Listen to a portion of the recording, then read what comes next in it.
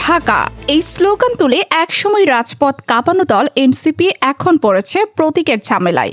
জাতীয় নাগরিক পার্টি অর্থাৎ এনসিপি চেয়েছিল শাপলা প্রতীক, কিন্তু নির্বাচন কমিশন জানিয়ে দিয়েছে শাপলা এখন বরাদ্দযোগ্য প্রতীকের তালিকায় নেই। এই বদলে ইসি তাদের সামনে দিয়েছে এক বিশাল তালিকা, যেখানে আছে কলা, বেগুন, প্লেট, সুটকেস, খাট, আলমারি, এমনকি উট পাখিও।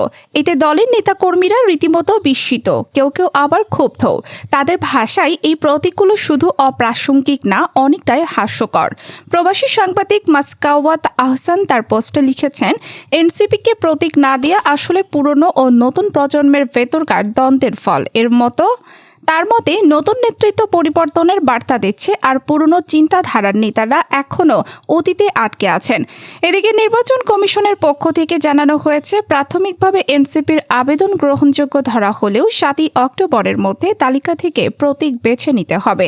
দলটির প্রধান সমন্বয়ক নাসির উদ্দিন পাটোয়ারি বলেছেন, আমাদের দেয়া তালিকায় আলমারি, প্লেট, উট পাখি এসব প্রতীক আছে, এগুলো হাস্যকর। শাপলা প্রতীকের ক্ষেত্রে কোনো আইনি বাধা নেই, তবুও আমাদের বঞ্চিত করা হচ্ছে। রাজনৈতিক মহলে এখন প্রশ্ন, শাপলা না পেলে এনসিপি কোন প্রতীক নেবে? আর এই প্রতীকের লড়াই কি শুধুই নির্বাচনী প্রতীক নিয়ে, নাকি এর পেছনে লুকিয়ে আছে বড় কোনো রাজনৈতিক বার্তা? সেটা এখন দেখার বিষয়।